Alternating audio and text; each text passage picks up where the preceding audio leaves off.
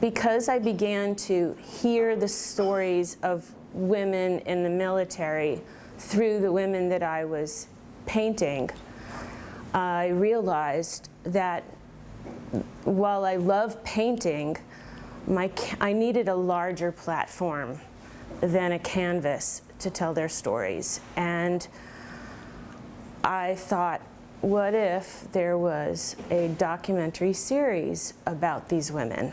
And I mulled the idea over. I kept collecting their stories, their testimonials, and created, and then realized I needed to create a documentary series, and it was going to be called Sisters in Arms, Real Women, Real Missions, in real time with unknown outcomes. So I've been working on this project now for almost 5 years, and in that time, slowly but surely, I've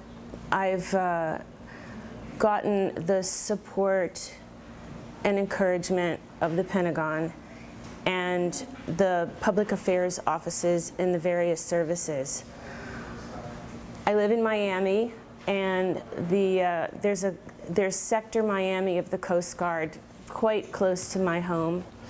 And I was able to get on a Coast Guard cutter for an afternoon and record the stories of some of the women. That led me to another ship called the Mackinac with Captain Jeanette Green, and I was on that boat for about 3 or 4 days. And I just got back from the U.S. Coast Guard cutter Healy, icebreaker Healy, with Captain Michelle Shallop and her crew, and her PAO, Lieutenant Junior Grade Haley Howard. And the idea for the Coast Guard documentary piece would be learning about the women on board, and then going up to the Arctic with them in the summertime when they break ice, and they have the unique mission of environmental research, as well as asserting our presence in the Arctic, which is a geopolitically dynamic region of the world. I was on board for 5 or 6 days.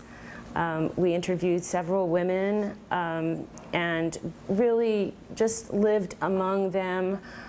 On the ship, it was a time when they were transiting from Juneau to Seattle. Most everyone was heading home for the holidays. There was a holiday party on board. But we have been, we were really not barred from any part of the journey, from the meetings to the lessons that were learned, from the being on the bridge, seeing all the officers and enlisted men and women in their day-to-day jobs, from the commander to the cooks and the navigators and the engineers and everybody on board. And women were in all of those roles, as were men, but women were in all of those roles. It's an extraordinary privilege to be able to be embraced like that. And hopefully we get to go back in the spring to continue the work and really flesh out the action when they are sending these I don't know, tubes, thousands of feet down into the Arctic waters to collect water samples and temperatures and all the, and algae and all the other things that help our world understand our climate and the waters.